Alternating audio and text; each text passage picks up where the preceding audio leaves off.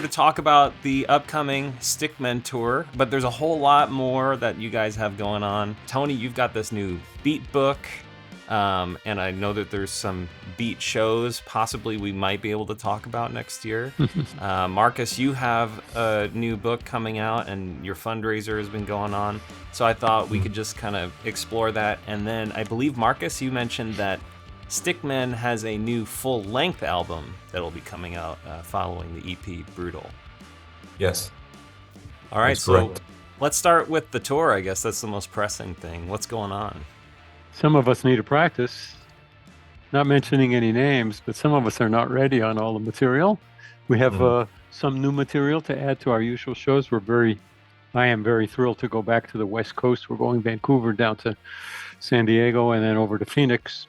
The tour that I was unable to do for health reasons last July, we're making up the shows, and going to be great. We're all feeling well, and looking forward to it. What do you have to say, Markus? You who know the pieces that we're playing. Oh, well, I have exactly 1 day before we meet in Seattle to learn the pieces, but that's gonna be okay. That's gonna be enough time. Yeah. No, it's cool to be back on the road, and as you said, Tony, we were planning to play these pieces from the Brutal EP already in the summer, so this will be like a premiere. It will be a new set list, and there's going to be at least 4 new pieces in the set, I think. So it's going to be very special. That's awesome. Are they new pieces like that haven't been heard yet from the upcoming album release? There's one that is not on the EP. Yeah, that will be on the album, but it's a piece that we already played as a first draft, let's say, maybe even 2 years ago. It's a piece that is used to be called Komodo. Ah. Yeah. What's going on with Stickmen for 2026? What are some of the high-level plans you got going on? A lot, and only some of it is in asterisks and italics until it's definite. But we'll be doing the Cruise to the Edge early in the year, the wonderful progressive rock tour. I think we'll see you on that. Am I right, Anthony? Oh, I don't know. Don't know. We'll see. I haven't heard about it, but it's possible. We will follow that up by going to South America, Latin America, for shows that aren't confirmed yet, so we're not listing them yet, as far as I know. I could be wrong about that. It could be listed, but we'll do that, and then we'll come back to the U.S. and tour more. We have the van set up, but I'm not sure where we're touring. I'm guessing East Coast and Midwest to hit our other places on the West Coast, and that's going to be in March, April, and hasn't been confirmed yet, so I can't give you those dates. Markus, fill me in if I missed something about the first half of the year. I was just thinking about, like, because the production of the Stickmen full-length album is still in progress, and both Pat and Tony still need to deliver some parts, and I know that Pat is very busy. I think he's in Europe now for a week, and so we can't really commit to a release date just yet. So it's probably going to be, I think it's going to be May, really, realistically, if we want to do it properly, because this time we do not just want to put it out on Bandcamp. It's going to go through a real distributor in the US, and so we need at least 2 months to set that up. So yeah, but I'm pretty excited because all the pieces from the EP are going to get included in the album. But the other half, the other 35 minutes of the album, they are so different from the EP that the album's going to have a completely different flavor. And the EP pieces are also going to get remixed. There are alternative takes of solos that I'm going to include, and there's going to be like a electronic percussion part in one of the pieces that's not on the EP and stuff like that. So it's going to be really a beautiful new thing. And which Brutal will do the vocal? Who will be? Yeah, we haven't, like, I don't know. Like, maybe it's going to be Anthony. I wrote a piece. Our EP is called Brutal, and I had written a piece for the guys called Brutal, which has only one word. brutal. And I wanted Markus to say it. It's not sung, it's brutal. And I did exactly what I just did. Markus, right here, you go brutal. And he did. And then for Markus only reasons, this tour we're about to do, we have a slightly changed version of it with my original vocal of that one word. Yes. So who knows what the final definitive one next year will have. I'm kind of kidding when I ask him which one. Don't care, but maybe it should be Pat. Yes. Maybe it should be the audience. I think so. Let's get them. Ooh, great idea. That's a Let's great tape idea. them every night. Yeah. Do you guys write on the road, or is all of your writing done, when you're at home? Well, I'm writing whenever I'm inspired to write. That could be at home, that could be on the road. Yeah. Yeah, it's really, really very dependent on how I feel. Hmm. So, um, Markus yeah, writes and puts out material about 10 times more than anybody I know, yeah, especially that guy. I'm trying to point at the picture in the back. Yeah, for me, I need a specific project. If it's my album, boom, however long it takes, wherever I am. But Stickman, most of my ideas, because we write in a very particular way. We've arrived at we write in a particular way, and I started here in my home studio where I am now, and I used to just write it the whole piece the way I heard it, and then send it to the other guys. Go ahead, do what you want. Now I intentionally leave spaces for the guys to surprise each Pat and Markus to surprise me with something different, so that really when I say I write it, I'm really only beginning the genesis of the, no pun intended, the genesis of the piece, and it's going to be more band-like than Tony Levin-like, and that's what we want in Stickman. yeah. That's And great. actually, for this album, I had actually requested to Tony to write a piece for it, and he did. He delivered, right? Like, which the latest addition to the album, and it may even be the lead track, which is interesting. Well, that sounds exciting. I love Tony's writing, and Thank you. you both are very diverse. But the Brutal EP, I think we did an interview about it. It's very punk. I was surprised at just how punky it is, and Pat's drums even sound like recorded in a garage on the second track. I was like,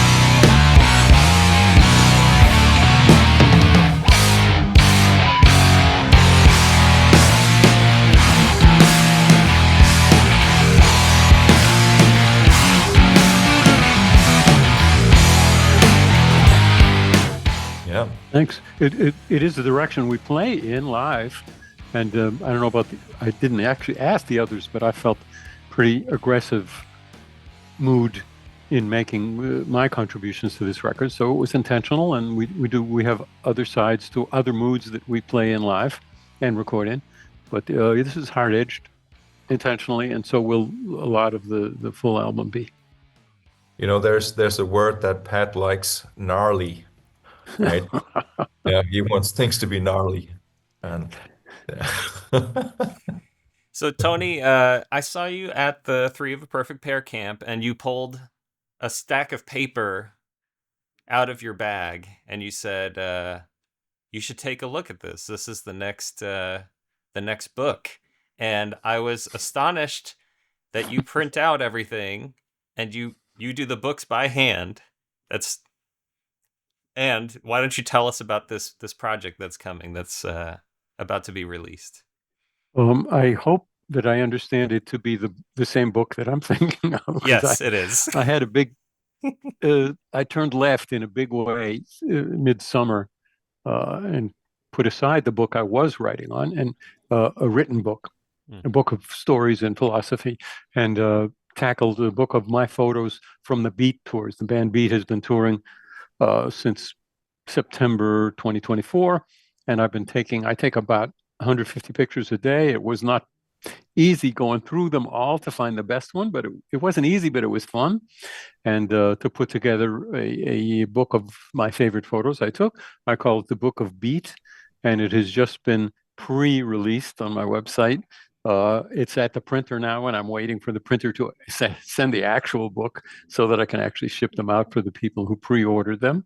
I like the book. I forgot that I had showed you the rough of it. I'm way into computers, but for graphic things, I need to print it out and look at it on a piece of paper, and especially the feeling of turning the page, but it's different than if you do it digitally. So you saw me in the putting it together phase, and the only other thing I have to say about it is my website now is tonylevinmusic.com. TonyLevin.com will get you there, but I've had a web kerfuffle, and the store and most of my website is on tonylevinmusic.com. Thank you. Okay, and I don't know if you kept it, but you said your favorite photo, or perhaps maybe you used the word best, was not one you took, and you were frustrated about that. And mention it in the book. There aren't long stories, but there's some comments about it. Steve Vai is an amazing guitar player, an amazing guy. We're taking bows one night, and he says, "Give me your camera on stage." And he takes my camera and does a selfie of all of us, the four of us, which is by far and away the best picture of the tour. So I would have liked to make it the front cover, but I didn't take it. And I'm thinking, darn him, he's so good at everything. I take pictures every night, like I said, 150 a day, trying to capture the mood, the reality, everything that it is. He takes one picture in 2 seconds. It's the best one of the tour. Yes, it's in the book, and I made it right at the last minute. A week before it went to the printer, I made it the back cover, so I couldn't resist. But it ain't the cover, Steve. Yeah, does he have to be so good at everything? Exactly, that's the point. Yeah. And Markus, you have a book coming as well. I'd love to hear about this project. Yeah, it's something very dear to my heart. It's the Touch Guitar Technique, Volume 1. After 33 years of studying this instrument and like discovering things on the instrument, a couple years ago, there was a very unexpected turn of events where the whole body of technique that I had developed over 30 years or something was kind of almost vanished into a new approach of teaching and a beautiful, beautiful approach to learning to play this instrument. And this book is about that discovery, and also obviously about the approach itself. There's about 50 pages of exercises and 50 pages of text that kind of like really give like anybody who's interested in learning a touch instrument, I would say if you start with that, you're on the right path, and you will become a great player. And this is something that I was always dreaming of back in the day. Is there like a universal thing that I can do in order to develop a good tone and intuitive knowledge of where the notes are and things like that? Like on a guitar, it's a given, like there's position playing, and there's some sort of a traditional safety, let's say. There's always a safety net. You can always learn things quickly. But with these new instruments, not even like just quite 50 years old, something like a tradition was needed for a technical starting point, and that's what I'm putting together. I have a donation campaign going right now, where people are helping me so that I can set time aside to work on this. And yeah, I'm planning. I spoke with Trey Gunn yesterday, who's going to put it out as a physical book in the US. And we're looking at a release date of April for this. Congratulations. It's rare to see crowdfunding campaigns actually succeed. So I was thrilled to see the overwhelming support around this book. Tony, I Mhm. don't mean to put you on the spot, but have you tried any of Markus's techniques? Obviously, you have your own thing going on that perhaps even predates, your Markus's work, but I'm curious, have you looked at any of his exercises? Have you tried? I know you got a touch guitar, so can you talk a little about your exploration of this? Yes, I have a touch guitar, and I've stood next to Markus on stage a long time and watched his technique. I have not played his exercises, but I found myself nodding when he talked about with a relatively new instrument, there is no standard technique the way there is on guitar, the way there is on piano, upright bass. There is only recently uh, kind of standardized technique for the electric bass, which I've been when I switched to electric bass. It's ancient history now, but it was mid-career for me, and I just kind of played it as if it were an upright, and there was nobody to study with to show me which fingers to use in the right hand or anything. That's just becoming in the last 10 years on the web with wonderful people. It's becoming codified, and yes, there is a need in the touch guitar world. There probably is a method or two out there, but there's a need for a definitive and really well written and really thought out uh, way to approach the technique of the instrument, because you can approach it. I'm a great example of it. You can approach it wrong just because you got it and you tried it out and never learned a proper technique, or you can really do it the right way. And as Markus said, you're then on the road to becoming an excellent technical player. So bravo, Markus, and I can't wait to get it and begin practicing it. Yeah, Tony, are you focused on technique when you play? It seems like a lot of stick players that I see, they all sound the same, but when you pick up the instrument, is it a result of your own self-discovery, or did you come up with a technique, the Tony Levin stick technique? I can't say that I have a good technique at all. When I see other stick players play, usually I'm for A, aware that I don't have that great a technique. B, why don't I, maybe I should try that. I see them do technical things that are kind of smart and that I haven't. And, I'm not, as you can tell from my talking about it, I'm not proud of that, but I'll give myself a break because generally, not in Stickman, but generally, I've been playing simple bass parts on it, which are easy with almost any two hands to play one bass part. It's technically kind of easy. So I didn't push myself to be uh, an expert player on both sides, and I still haven't. I get by, and I some of the stuff I need to practice a whole lot for the upcoming tour, like for this tour, and that's good for me. And I'm profoundly not a teacher, not an instructor by nature, and because I don't have the qualification. I haven't really qualified it and quantified it the way Markus has and does by nature, and he's a teacher by nature, in addition to being a great player. And maybe I needed a few years under my belt to realize that some people are just born teachers and some people are born students. Yeah, it's interesting. You come at the stick or a touch guitar like instrument from the bass world, and Markus, correct me if I'm wrong, but you come at it from a guitar world. Yeah, and a composition kind of like general instrumentalist kind of perspective. Yeah, it's a big difference. Like I remember Tony practicing specific parts backstage. Like he has an idea for a song or for a technique.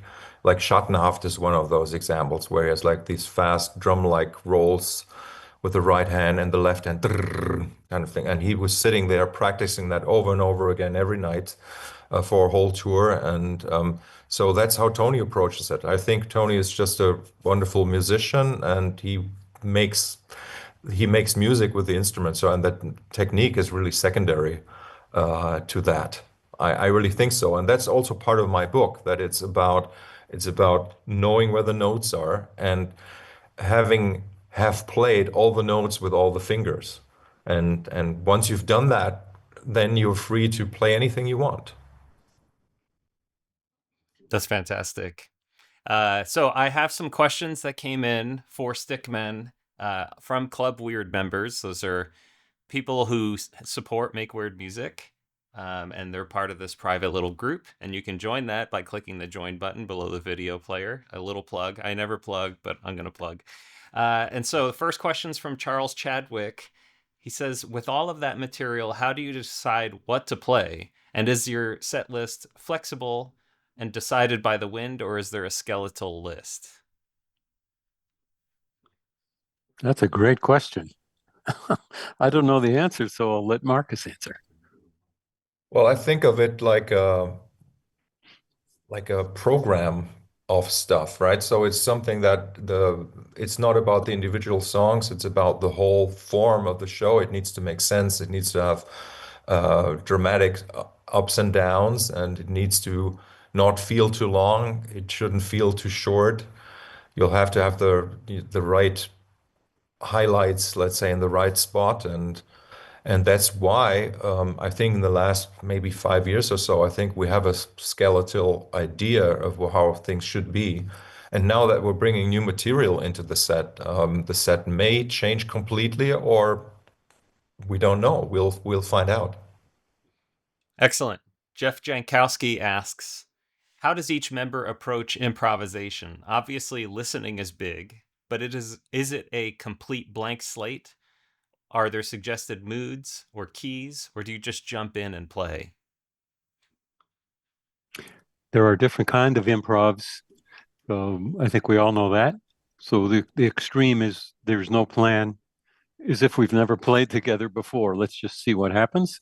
Stickman does that sometimes, for sure. And I've been in a few bands, not many, but a few bands that do that. Most bands I've been in, sorry to go on about this, but most bands don't do that, and I don't want to do it. You want to have a certain kind of musicians who are not just using it to practice and show off their licks, because you ain't going to change those players. They might be great players otherwise, but you don't want to night after night be doing an improv that's just a practice the licks.